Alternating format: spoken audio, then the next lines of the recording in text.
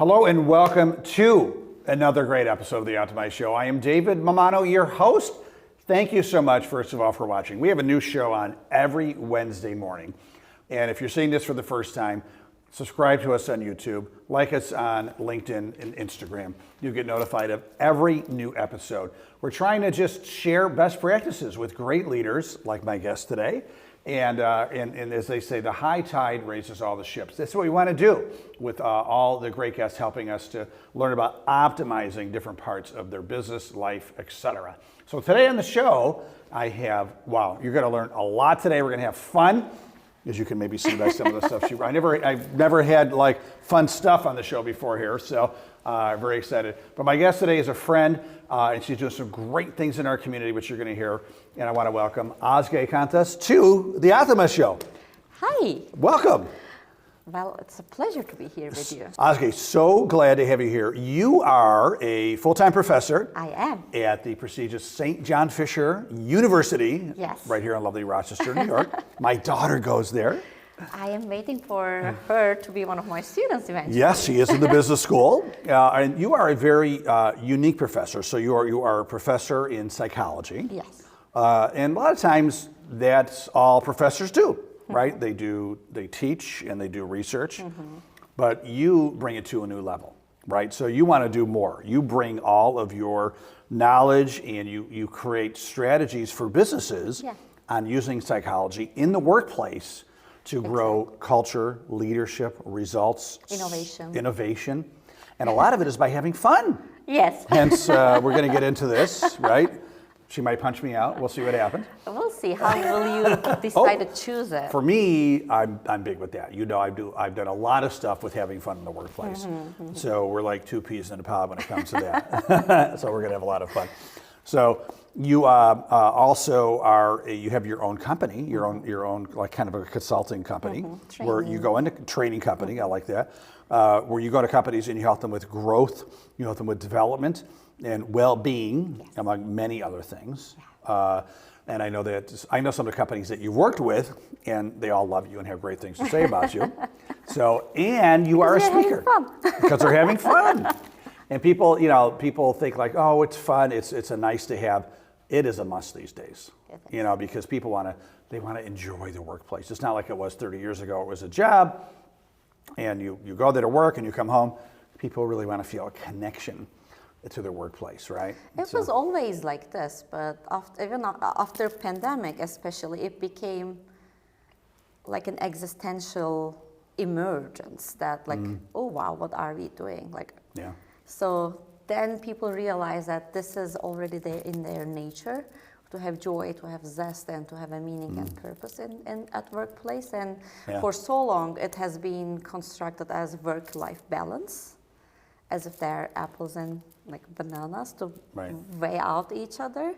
But we forgot that, in fact, looking back to our ancient history, work was always an integrated part of our life, not something that we balance with our life. Yeah. So rather than work-life balance, I think companies and employees are coming to an understanding of how much we need work-life integration. Yeah. So that's a different perspective. I think it is the perspective, right? Because you're right, like people like, okay, there's work and then there's life. No way. Right, they're very integrated. Especially, I mean, my dad worked at Kodak. He got there about 8 o'clock and he came home at 5. There were no cell phones, there was no computers, there was none of that stuff. Like he literally was able to have some type of like, okay, I'm shutting off work and I'm coming home. But today, I mean, we're getting texts and emails and Teams messages, and that's like, there's always life, and we're at work and life stuff's happening.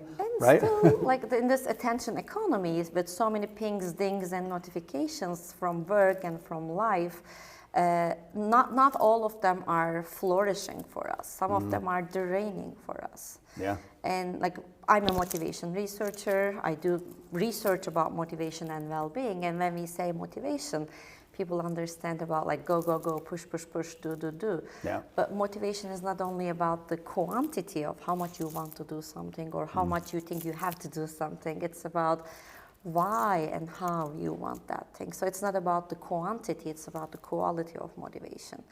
And in a nutshell, if I need to summarize, but what most people know, there is extrinsic motivation and intrinsic motivation. Intrinsic motivation is what we do for joy, zest, it's so much fun per se, by default. Like, we don't give rewards for kids to play, right? They do it, they love it. Right.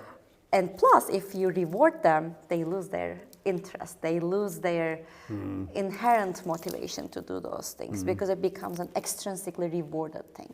So what most people know about motivation is that dichotomy of extrinsic and intrinsic. Are you doing certain things because of carrots and sticks? The stick or the carrot, right? Yeah. Are you doing certain things to get only a promotion, to collect a sticker, to have your like badge or whatsoever acknowledgement, or do you have some inherent reasons for doing these type of things? And that in that dichotomy of extrinsic versus intrinsic, not all goals are created equal. We need to have some identified or integrated types of motivation, which the task itself might not be so much fun per se, but still if we can have value, purpose, meaning, some challenge and creativity and spontaneity in it, which play comes into play, then we can still have that energy to drive us towards that goal. Yeah, and it's a natural energy. It's not a forced energy, right? Your soul's on fire. I love the word zest. We don't have that word zest too much in the workplace, do we? We don't. Yeah, but we should. I don't think I've ever heard it in the workplace. So bring more zest to the work. This is the title of your next talk. All right. In fact, that brings up a good point. You're also a speaker. Yeah. And that's how we met about 3 years ago officially. We were both speakers at this conference called Disrupt HR, and the Rochester, New York chapter was having their annual conference, and we were both speakers. And I have to say she's very nice because I was walking into the building the wrong way. I did not know where I was going. Probably looked like a lost puppy. And I think you recognized me from LinkedIn, and you were like, "Are you David Mamano?" And I said, "Yeah." You're going the wrong way. And you brought me in the right way, and it's been a friendship ever since. So thank you for that. Thank you for saving me. I'd probably still be lost, And these kind of playful, joyful interactions, encounters, pave the way towards more of co-creation. Yeah. So I could be shy about never mind. Maybe he's going to somewhere else. Maybe he is going to go to the bathroom, or maybe he forgot something in his car. So let me just shut up my mouth and go to the event venue. But then I dare to hey, are you David Mamano? And and then these kind of spontaneity in action, collegiality and co-creation comes hand in hand. Like when kids are playing together. Yeah. Well, and kids are they're the first people to introduce themselves to each other, or play. Sometimes they even start playing together, and they don't even know each other that well, and then they meet, right? Of course. The inhibitions are not there, and I think that is a great example of you put your inhibitions aside, and you took a little risk of just saying, "Are you Dave Mamano?" and now we have a playful story about it because I was lost, right? So how can you do that at work? How can you do things like that at work is the big question, I guess, right? So I think that's one of my favorite questions. And it gives me a chance to tell my origin story in that sense.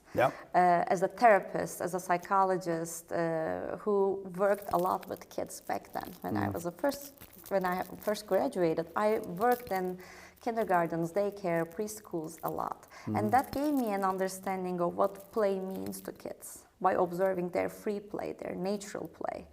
And throughout, when I do some research and review what is going on in human history, I realize that play is how we learn to learn to begin with. It's not like we learn better through play, but this is how we learn to learn stuff.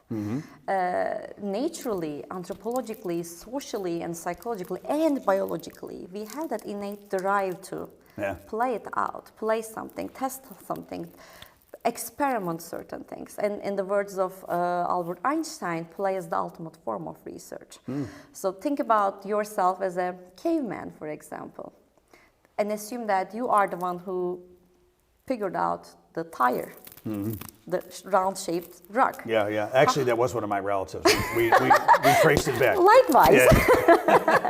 How do you think you were able to find out that? by playing around it. Yeah, probably. Like, how can we make this, this thing a little bit more fun, right? Yeah. So, yeah. Trial and error, iteration and reiteration, maybe asking for help, maybe cheering up some accomplishment, maybe having some fear or grief over some failed experiments about like whatever human history we invented, it came through that innate strategized, purposeful play in that sense. Yeah. So back in time when I was working with kids, I realized how they are taking that play very seriously. They are collaborating, they are testing their assumptions, they are like blank slates, and then they are doing some like division of labor. They are, sometimes they say, okay, I'm bored with that, so they switch to another game, another kid came to that project that they co-create together. And all of those soft skills back then that we learned in our preschool age are the necessary skills that we need at workplace. Don't be a bully, don't hit your friend, don't pull someone's hairs, don't bite your friend. Laugh, right? Let's have some fun, right? Yeah, don't be like, and at workplace, don't be a jerk. Right. What a concept. What a concept. Therefore, there I realized that if play is the work of kids, this is how they test the world, right? If play is the work of kids, work should be the play of adults. Otherwise, life is too short to work at a job that you hate, and it is too long to work in a job that you hate. Oh yeah, I mean the average American works around 80,000 hours. Yeah. And don't you want to enjoy those hours, right? Exactly. And I think too, like most memorable times in my life, as I look back, with friends and family over the years, most times that I remember are the times that we were having fun, when we were laughing, when we were playing, And I have to think too, like when you're at work and you're doing a project together, brainstorming, whatever, that, when you're having a fun time, kind of relaxed, playing, laughing, just talking things through with your guard down. Your tension and like. You're gonna have better results. Yes. Better results, right? And resistance. And a more engaged. Yes, exactly. So tell me about some of this fun stuff here. I mean, this looks like stuff that I'm gonna give my kid, right, when he was 3, right? But I just grabbed a couple of things that catched my eye before coming here. So they are some random spontaneous picks for me. But when I go to companies, when I go for workshops, or even at Fisher when I go to my classes, regardless of what class I'm teaching, I incorporate plenty of toys. I have trays of Play-Dohs, I have baskets of masks and scarves and like ties and shawls and hats, whatsoever. So I like bringing those stuff because in the current status of organizational trainings or those workshops, what I see is people they use play, but as a break from serious and boring stuff. Right. This is why they call it icebreakers. Yes. Oh, yeah. Icebreakers are fun. And my question is, what made that ice? Why work was like an ice? Why people were frozen? Why did it get so cold? Why did they get that cold? Right, exactly. Yeah, good point. So my hunch of using work on toys and all of gamification is, they are warm-up tools for us. They are not icebreakers because I want people to warm up to their authentic and true self rather than sprinkling some of those games or plays in between boring and like dead by PowerPoint type of sessions. Right. Because we can embed and incorporate gamification, playfulness, spontaneity into every single thing. For example, can I ask you, do you dare to play? Do you have a courage to play with me now? Or? Sure, absolutely. I always have courage to play. Absolutely. All right, so pick something. I have a couple of things, and pick something that. Okay, well, this looks kind of fun. This looks like a little centipede type of thing. I don't know. Maybe caterpillar, who knows? Yeah. Whatever Caterpillar? It is for you. Yeah. Whatever it is for you. So when you embody it, what is the first memory of work life that comes to your mind? The first memory of work life. Or a concept, a phenomenon, or a memory. Yeah. It can be an emotion, it can be about an experience. What comes to your mind? It just reminds me of when I was a kid, we used to play jacks, just having these in my hand and making a similar sound. We throw the ball and all that stuff. You ever play jacks? I don't know if they. No. Did you have that in Turkey? She's from Turkey, by the way, right? Not to mention that. And that's the universality of play. Every kid, once upon a time, they were kids and they were playing. Yeah. And diversity brings us at workplace with different narratives of play. Right. Yeah. Okay. Tell me what that play means to you. Well, it's just a simple game. I was, I probably was 6, 7, 8 years old, and we'd be on the kitchen floor, and you have to bounce a ball and pick up jacks. And for some reason, it's reminding me of that. And I haven't thought about that since I was a kid. So it just brought me, for some reason, it brought it back to me. And when you travel in time today, from 6-year-old David Mamano to today-year-old David Mamano, what are the similarities between the work you do and that game? That game, it was collaborative. Yep. It was fun, a little competitive, and I think that probably summarizes how I work today. Like, we definitely have fun, definitely collaborative. I want, I have the Ted Lasso strategy or philosophy, I guess, of believing in everybody. Yeah. And then when it comes to the competition, we want to win. We want to win. So in jacks, you're playing with other people. It is fun. You're laughing. You're focusing. You're competitive, and you're having a good time.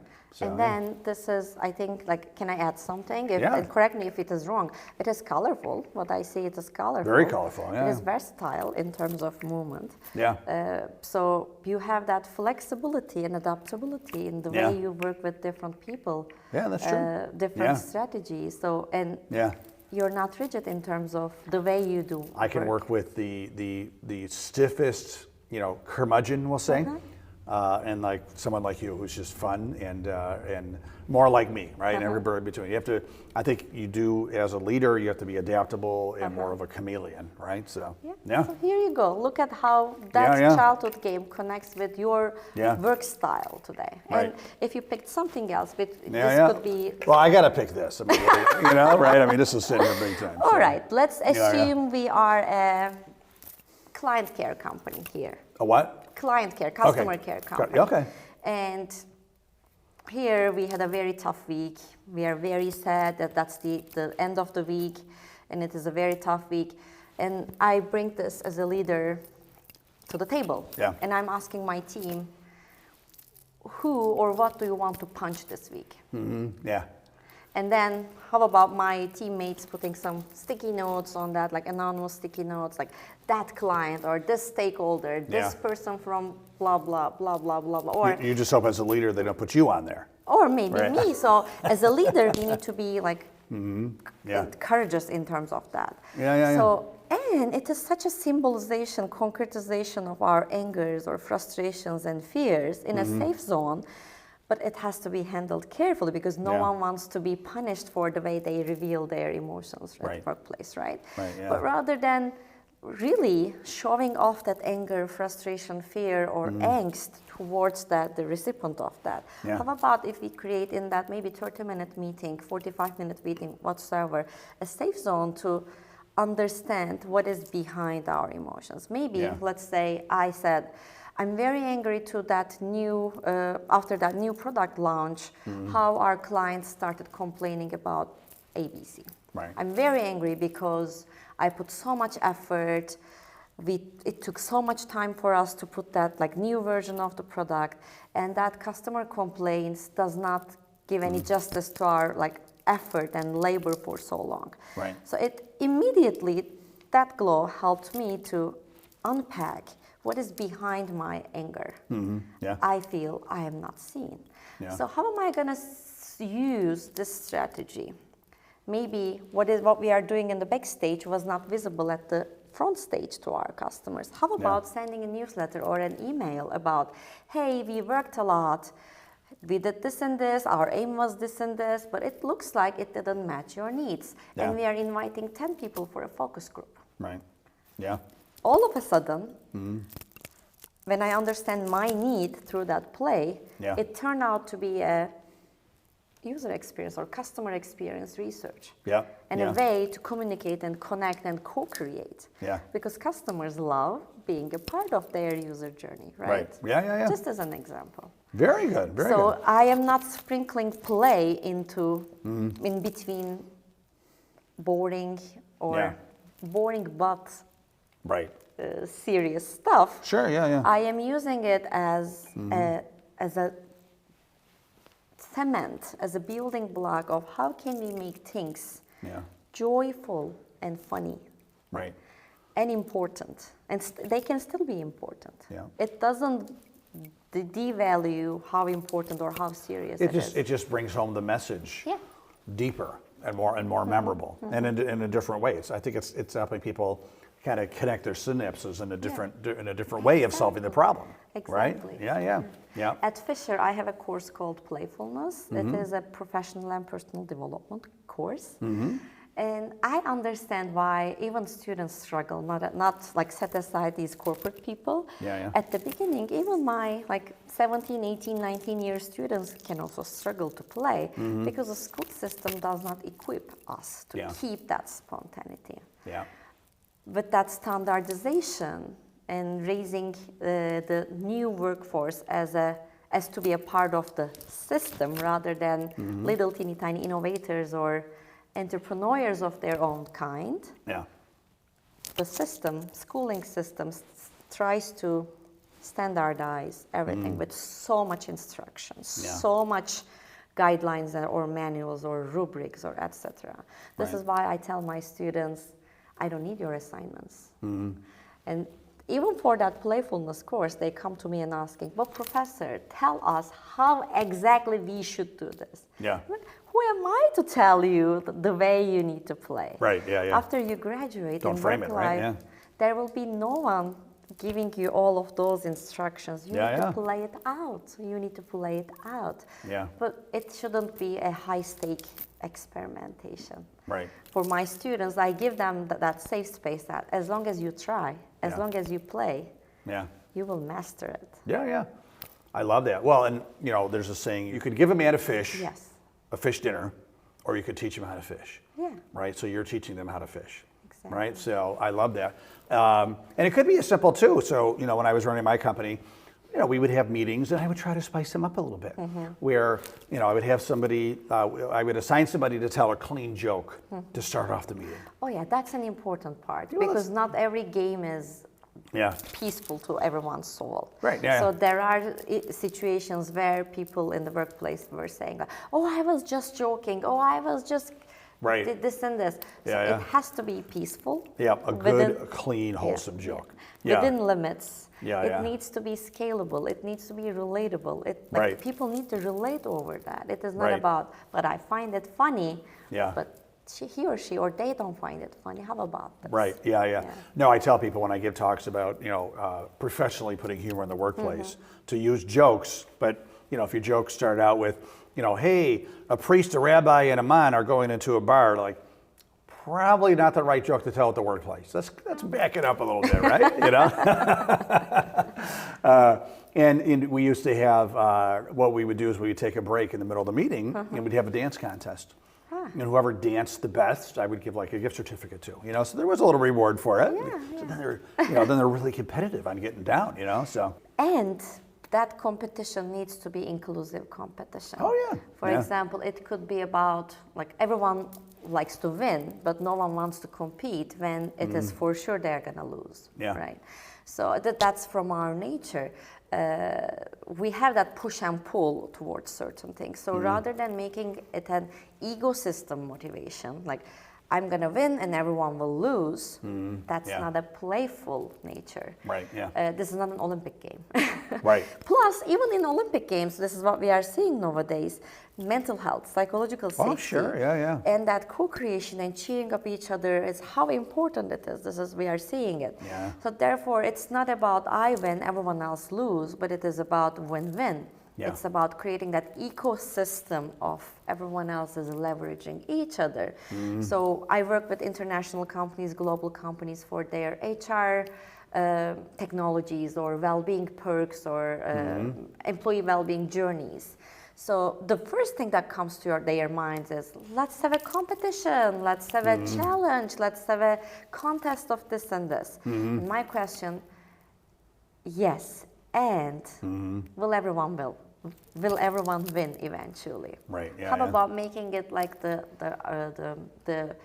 Oscar of being the most gentle, like fair player goes to this and this. Oh, yeah, yeah, How yeah. about the Oscar about being the most Yeah. blah blah goes to this? How about the Oscar Yeah, of yeah. this and this goes to that? So Yeah, yeah. because everyone comes there with their unique style. I love that you said that because at my company during the holiday party, I would present an award to every single person based on something unique about them, you know? And it was great, and people would love it, you know? And sometimes they were funny, you know, like, you know, trying to have the most positions within the company at the same time, right? Like somebody trying to do it all, you know? So things like that, we'd have fun, you know? So, but everybody got some type of accolade, which was fun, so. So this is great stuff. I could talk to you forever because we are definitely drinking the same fun Kool-Aid, the same playful Kool-Aid. But if people want to connect with you and learn more about incorporating fun and playfulness into the workplace, and not just for fun, I mean, that's a great piece of it, but to grow, to create a more engaging workplace, to create better retention. Recruitment, right? I mean, the word's going to spread. Exactly. Better leadership, more sales, right? Better culture. It can be embedded to every single operation. Yeah, exactly. If people like want to reach out to you and learn a little bit more, what's the best way to? I mean, she's a big deal on Instagram. You have a lot of. I was like, whoa! Look how many followers you have. So. Yeah, I am on many platforms. So it is Dr. Ozge Kantas at Instagram. I'm on LinkedIn. Ozge Kantas Yorulmazlar. My website is ozgekantas.phd. So that's my website that they can find me. And you know, the biggest difficulty when people want to work with me but don't approach me is they cannot find a menu of my offerings. Yeah. Because play is such a tailored and unique thing to do. So it's not like a cookbook that they can hover the pages and I'm going to pick, I want this. I want our private chef Ozge to cook this for us. It's not like that because, you know, chefs don't use cookbooks. Right, that's right. So I encourage people not to hesitate when they don't see a menu option. Let's talk it through, and you could customize the solution. Yes, it needs to be a customized, tailored gamification of their special needs. Yeah. Is it about talent development? Is it about like finding playful questions in their interviews? Is it about how we can open up meetings through some zestful warm-ups rather than icebreakers? Yes, yes. Or do they want to run some research about the impact and effectiveness of their certain programs? They implemented something, but they want to see whether it is working for them, right? So many things in my toolbox, including my toys. Look at it. And this is, you come with toys, right? Yeah, because I want the world to play more. Yeah. We have a serious issue of play deprivation. Especially it is very unfortunate when we live in Rochester, where there's the biggest museum in the nation of play. The play museum, right? So that will be my call to action for people. Yeah. Let's play more. Let's engage with each other more, and let's co-create more. Whether it is about their personal leadership needs or whether it's about some conflict. Like I'm a therapist. We didn't mention that, but I'm a group psychotherapist, and in American Group Psychotherapy Association, I'm the co-chair of the organizational consulting SEG. I know not everything is therapy. Therapy is something else. It's cool. It is nice. But everything can be therapeutic if we use those group principles applied to workplace and in organizations. Because organizational play can heal people, it can heal companies, and it can heal anything that's possible through the zest of that I love it. It's one of your books in the future. More zest in the workplace. A zesty workplace. I love it. I love it. So I want to get your opinion on something, and then we're going to have to move on here. But so tell me what you think about this playful thing that I do. I love to scare people. I love to sneak up on them and be like, ah! And then they're like, ah! And then we laugh. I mean, hopefully they're laughing, with, or I know it's on the edge, right? Yes. So it depends on who you are. I know. playing I with just this love game. scaring people, but maybe I need to do it more in my personal life. You know my phone number, right? Yes. Maybe we have to have a And conversation. it is funny, in therapy, in the therapy world, we call it work. Let's do some work. Yeah. It's the therapy work. So even that therapy is I'm working on addicted to scaring people. I need therapy. What does that mean for you? Plus, Yeah. what does that mean to others? Right. Because Yep. people can be laughing just because they want to be nice and they just want to pass this conversation. They probably go do. away. That's probably it, 100%. Or maybe they are also having so much adrenaline peak and like that serotonin rush, which Yeah. helps you to connect better. Who knows? But Yeah. that's an issue of Yeah. mutuality. Right. Yep. Yeah. There was one video on one of the reels on Instagram of someone in the workplace, and she would video scaring this woman like day after day after day, and there was like probably 40 little video clips put together of her being scared every day. It was so funny. I was laughing. Well, that's about your side of the court. I you know. Like I Yeah. give that example to my MBA students. Our relationship at workplace, our organizational behaviors are like like a sport venue, like a tennis court or a volleyball court, and you have to be on your side of the net. Yeah. You Yeah. shouldn't be touching the net. You shouldn't Right. be intervening to other people's spaces, Yeah. so that game, that play, can go on. Right. So otherwise, it can be so intrusive and not yeah. fair play. Right. Crossing boundaries. Crossing boundaries and understanding your own background. Right. Because we Yeah, yeah. don't bring only our occupational professional self to work. Yeah. We have our scripts about power, money, relationships, authority. What does work mean to you? Like, Yeah. what does money mean to you, Yeah, for yeah. example? Yeah, yeah. Will you still be doing that same job if you don't need any money? Yeah. Yeah. Good point. Yeah. Well, we will do some therapy and we'll talk about my mischievous ways. All right. So thank you. I'm sure there will be people who are enjoying it. So Right. it's about that mutual agreement. Yeah. and Yeah. I'll ask permission. consent- I'll ask consent- permission. Well, Dr. Ozge, I just like that. That's going to be like, I think your celebrity name. Mine. Dr. Ozge. There's a Dr. Oz. We have Dr. Ozge, which is a new And improvement. funny thing, he's also from Turkey. Is he really? Yes. Oh, I didn't know that. Oh my God. Okay. Well, you're going to bring his stuff to the next level. So excellent. Fingers crossed. Well, thank you. And if everybody, I know she said that Ozge said that she's on social media, website, etc. Just throw me an email. Get in touch with me, and I'll do a personal connection if you want to meet with her or talk to her. So.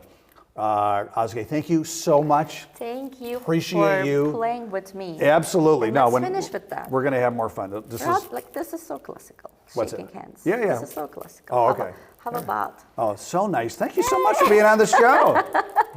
Play a little See, bit. even this is kind of a I love it. experimentation. Are we just Right. doing it? Yeah, Are yeah. we just trying to be like Yeah. gentle? No, we're and having fun oh, with we're it. having fun. That shows how relaxed we are. Little jump together. rope action. Very good. Look at that. All right, well, we're going to end the show, and we got a lot of toys here to play with. So thanks again. Thank you so much, Ozge. Really Thank appreciate you. it. Thank you. Excited. Appreciate your time to being on the show and helping our audience so much. Oh, And thank you, I love everybody. it. I want you to go in your toy box, in your kids' toy box, get some toys out. Steal some toys. And have some fun.